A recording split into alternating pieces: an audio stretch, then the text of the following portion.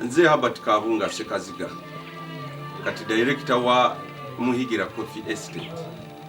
Omulimu guno tugukoze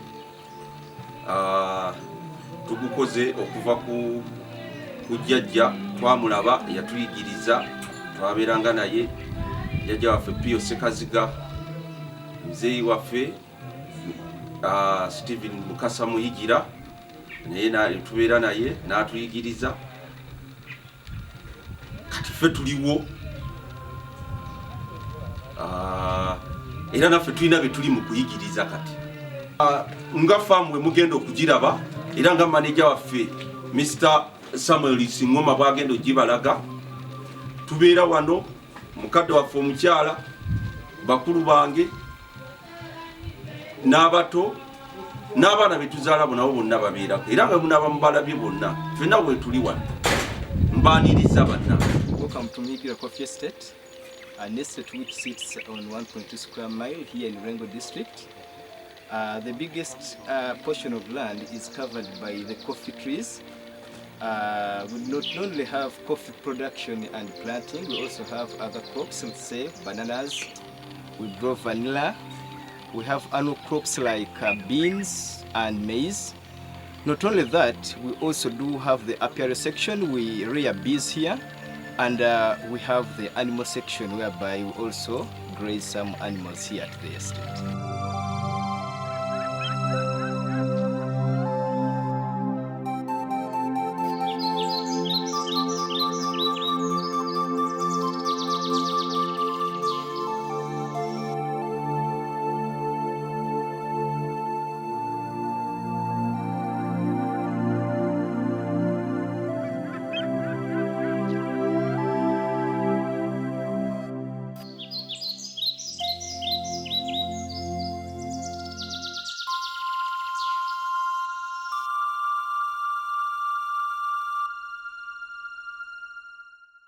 Behind me is one of the methods what we use to control erosion here at the estate.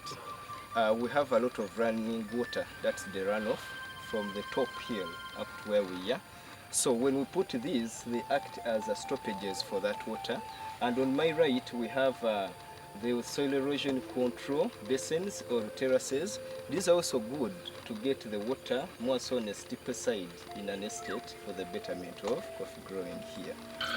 Yeah, for some paddocks or blocks here at the estate, they are sandy. So what we normally do, we use our own kind of farmyard manure. This is cow dung right away from our corral at the animal section. This organic manure is very good, more so for coffee growth, such that it releases nutrients slowly throughout the year for this young plant to feed on it.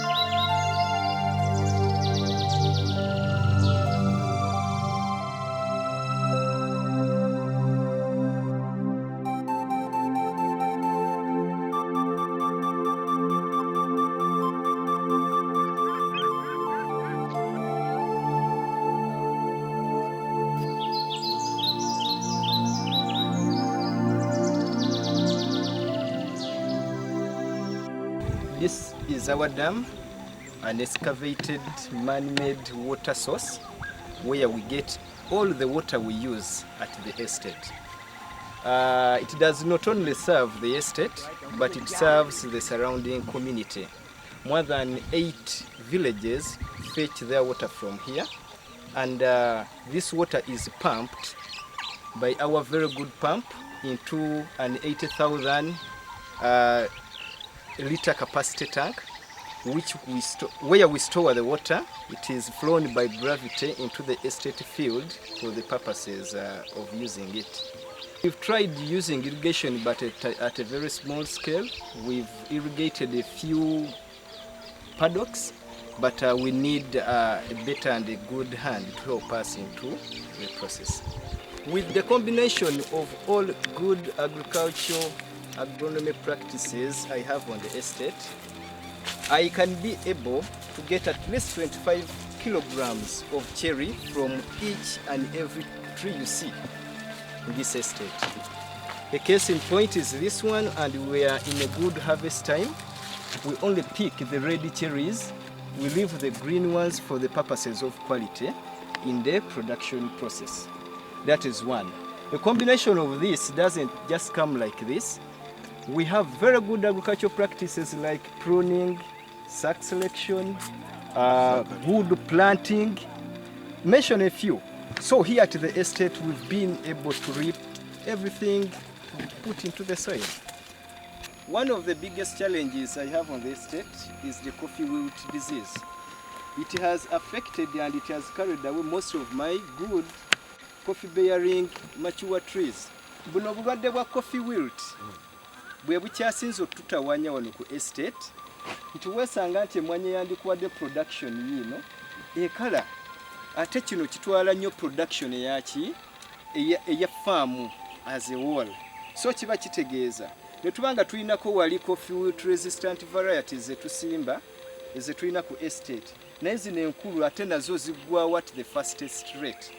So ekyo kitu affectinze nnyo nga estate, ate kituluma nnyo because it is continuous. Kubanga in like a month or two osangamu emiti ng'ebiri esatu ku 10 in a paddock nga zikoze zitya nga zonna zikaze. So that's our biggest challenge here at the estate.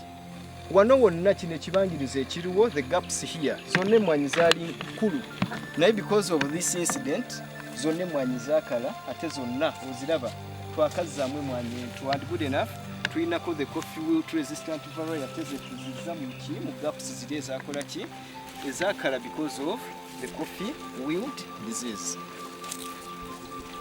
Enkonge zino nga bwe muziraba ze zimu eri mu nnimiro wansi, awo estate managers yagezezaako okubalaga nti emmwanyi ejja n'ekala etandika emu 2 3 being a viral disease.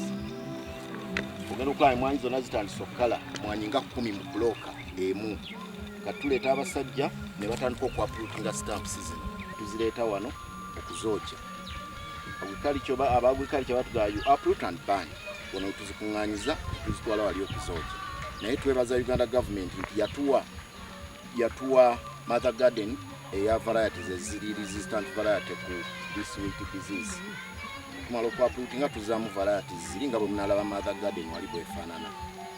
Naye nga it's a very big challenge because kitukostinga sente nyingi okwapuutinga enkonge eno. Enkonge bagiyita singi 10 okugyapuutinga okuzzaawo eri etakala kawuka. Because of the wilt cases into the estate, we have a 2-acre mother garden where we get scions, where we get cuttings to produce more plantlets for planting. Eno gye tulina wano ye KR oba kituuza robusta variety. It is a wilt resistant variety which is not prone to coffee wilt disease. This one has saved the estate so much that we produce our own kind of coffee variety which was got from the government of Uganda.